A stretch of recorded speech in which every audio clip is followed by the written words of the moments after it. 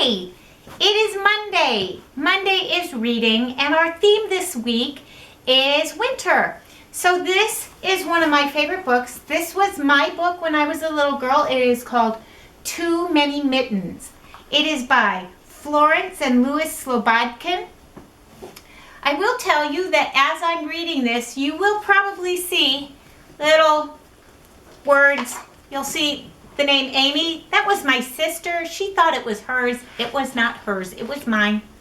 She numbered the pages for me. So it might be kind of helpful. But like I said, this book is called Too Many Mittens. Ned and Donnie are twins. They live in Michigan, where it is often very cold in the wintertime, and there is a lot of snow and ice.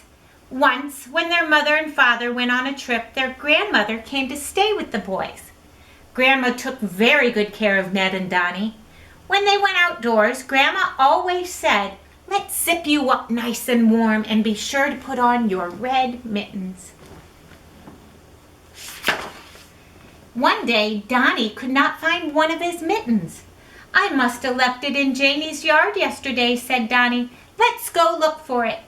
But when Donnie and Ned looked in Janie's yard, they could not find the red mitten. Janie's mother said, "If we do find it, Janie will take it over to your house."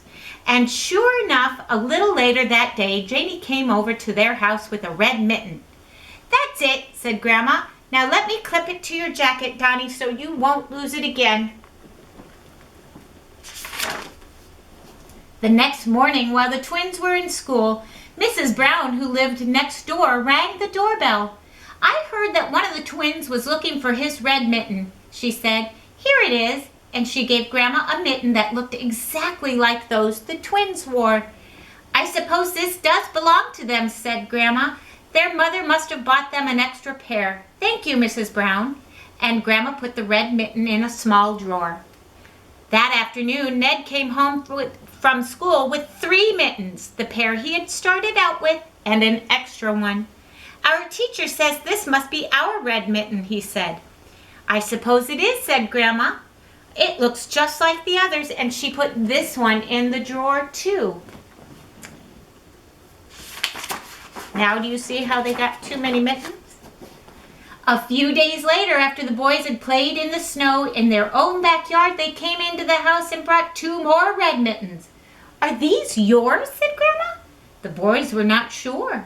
"But we did lose some mittens a few weeks ago," said Donnie. So Grandma put those mittens into the drawer with the other mittens.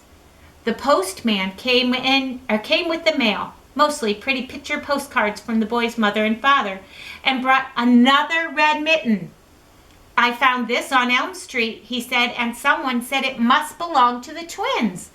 Grandma stared at the mitten the postman put into her hands. "Thank you," she said quietly.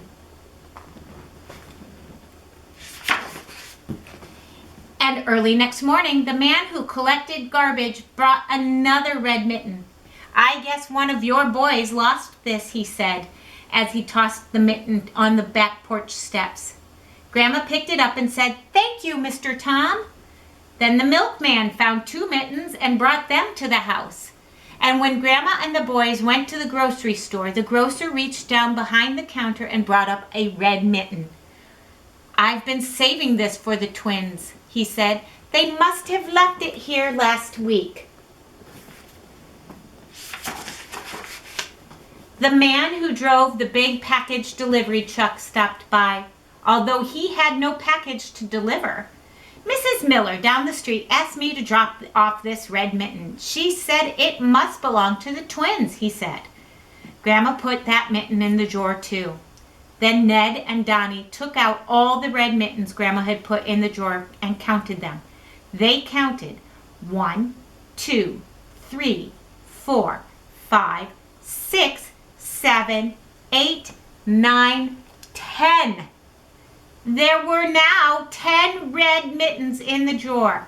And for the next few days, whenever anyone found a red mitten anywhere, that person brought it over to the twins' house. That is a lot of mittens. Look at all of the people bringing mittens to the twins. That is a lot of mittens.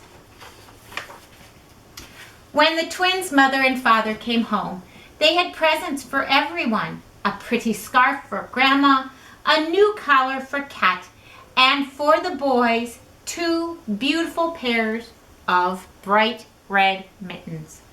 "Mittens!" exclaimed Grandma. "Mittens!" shouted the twins. "Don't you like them?" asked Mother.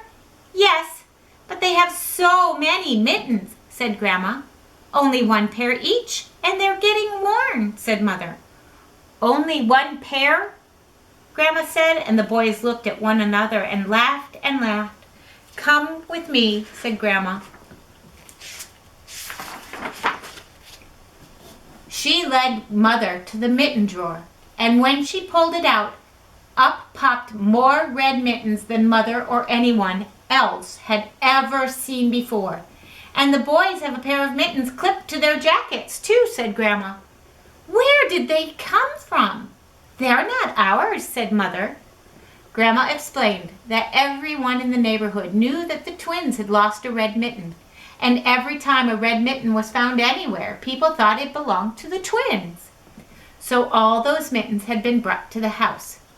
"What shall we do with them? They belong to other children who must need them, but who are they?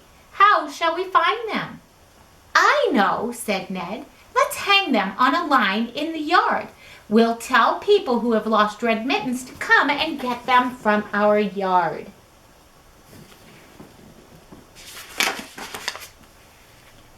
Everyone thought this was a good idea, a very good idea. So they hung the mittens on a line in the backyard and tacked this sign to the front porch: "If you lost a red mitten, we have it." For the next few days, the mittens were rained on and snowed on. They froze and unfroze, but they waved gaily to and fro in the cold. And soon people heard about the lost mittens in the twins' backyard. Strangers came to the door. "My boy lost a red mitten," said one lady. "May I see if it is on your line?" And then a little girl rang the front doorbell. "May I please look in your backyard? I lost my red mitten." And so it went for several weeks. Children and mothers and fathers came asking for lost mittens until all but 1 mitten had been claimed. Now they're all going away. All of the red mittens have been claimed. And that 1 red mitten flapped on the line for a few more weeks until Donnie said, "That mitten looks so lonely. Let's bring it into the house." "Yes," said Ned. "Besides, winter is all over now, and nobody needs mittens anymore." So that last red mitten was taken down and put away with the snowsuits and warm caps because winter had gone and spring had come. But when the winter came again, whenever a red mitten was found in the neighborhood, it was brought to the twins' house. "If it doesn't belong to the twins," people said, "please put it on the lost mitten line so the owner can find it."